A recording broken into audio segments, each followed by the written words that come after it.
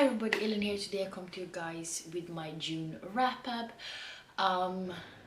June was definitely a very weird and honestly very horrible month. In general, I think there's nobody that is missed out the fact that we're in the middle of a pandemic, but kind of hit really hard with my family actually, because my parents actually got COVID-19 and got really sick. My mom is all well because she got really mild symptoms and everything like that, so she's fine now. But my dad is actually in the hospital and have been for the past 3.5 weeks. God. I said I wouldn't cry. And it's been really bad, and he hasn't been able to breathe on his own and everything like that, and he's been really sick. And still there. So I haven't really had a lot of energy or strength to actually read anything. So I didn't start reading again a little bit until the end of the month, when it has calmed down a little bit. But it's just the constant waiting of getting the phone call each day from the hospital to find out how he's doing each and every day. And I haven't really been in a reading kind of mood. But yeah, I ended up reading 6 books. So yeah, let's talk about those books. So I ended up reading Mary Poppins by P.L. Travers, which is illustrated by Julia Sarda. And it's really beautiful illustrations. You can see it on the end papers as well. And of course this is about Mary Poppins. I never did read it when I was a kid, and I never actually saw the movie. I've seen little clips and everything from it, but that's about it. And like I said, I love the illustrations and stuff, but it's definitely not, illustrations are beautiful, but it's only I'm not really completely sold on the story. I thought Mary Poppins was kind of annoying because she was so angry and in such a bad mood all the time, and didn't really understand why the kids loved her so much. But then the magical aspect and everything like that was really cool, and there were some events in here that was kind of funny. So I have a little bit of mixed thoughts and opinions on it, but I ended up rating it overall 3 out of 5 stars. And then we have The Tattoos of Auschwitz by Heather Morris. This is a true story based of Lail Sokolov. I don't know if that's how you pronounce it. Life as a tattoo artist in Auschwitz. He actually got to tattoo the prisoners, the numbers that they had on their arms, to be able to identify them.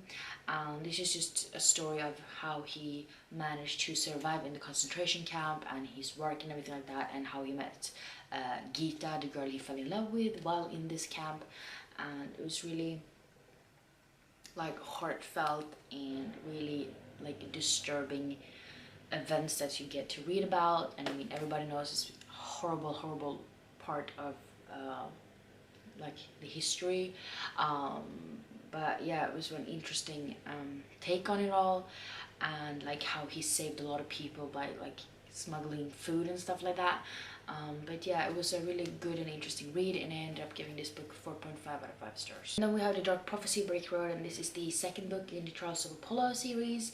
In the first book we meet Apollo, and he has been cast down to Earth because he had a sort of quarrel with Zeus, and he is now on Earth. He's a teenager, he has no magical abilities, and still he has to save the world while trying to escape different kind of monsters and gods and everything like that wants to kill him.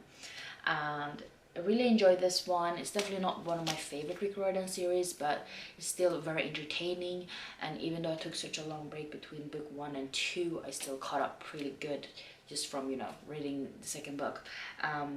and I ended up giving this book 4 out of 5 stars. And now I have Moment of Truth by Casey West. This is the newest Casey West book, and in this one we meet Hadley, and she's very focused on her swimming because she wants to get a swimming like scholarship to be able to go to college. So that's pretty much what she bases her life around. And then there's this Heath Hall kind of impersonator that keeps showing up at her swim meets and sort of ruin them and getting into her head so she can't focus on the race. And she's trying to figure out who the hell is Heath Hall and what does he want, and like why is he like messing up her swim meets and everything like that.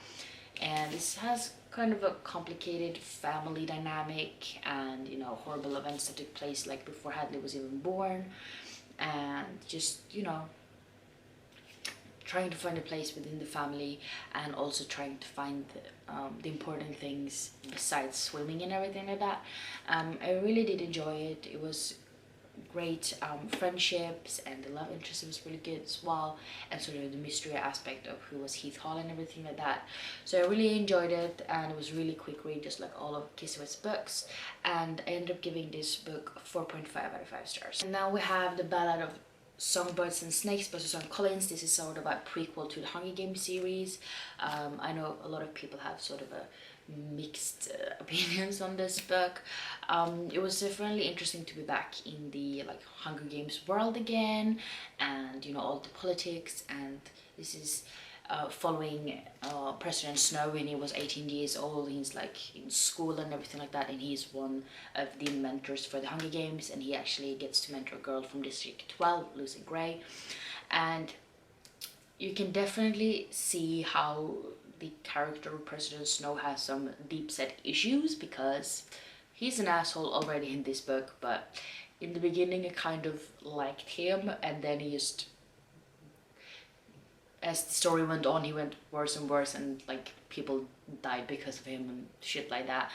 And I did enjoy seeing, like, getting new information about how the Hunger Games was like became a thing and everything like that, and you got some tidbits that you recognize from the original Hunger Games series, everything like that. But besides that, I definitely feel like when the Hunger Games was over in this book, that you were only like halfway through the book, and there was so much information after that that I didn't really find that interesting. So I definitely feel like they could have like shortened it and stuff like that. But overall, I liked it for what it was. I didn't have like as high expectations on this one as I had for the original trilogy. But yeah, I ended up giving this book 4 out of 5 stars. And the last book was Downstairs Girl by Stacey Lee. This is a historical fiction, and we meet 17-year-old Jo, and you know, she lives in a time period where people are very racist, like some people still are today, unfortunately. But she gets to, you know, she's trying to figure out everything out, and she actually becomes this anonymous writer for this column in the paper, trying to, you know, give people advice and everything like that. And it's really interesting actually, and that's pretty much all you can say about it without spoiling anything. But I did really enjoy it. I liked the characters and the plot, and it was a few little small plot twists in there as well. And yeah, I really enjoyed it, and I liked the writing and everything like that. And I ended up giving this book 4 out of 5 stars. Yeah, those were all of the 6 books I ended up reading this month. Hopefully I will be able to like focus a little bit better now in July, but we'll see how it goes. Kind of depends on what the hospital tells me, really. But yeah, if you have read any of these books, please let me know down below what you thought about them, without spoiling of course. And if you like this video, please don't forget to give me some thumbs up, and also don't forget to subscribe to my channel by clicking the button down below. And yeah, I hope we see each other in the next one. Bye.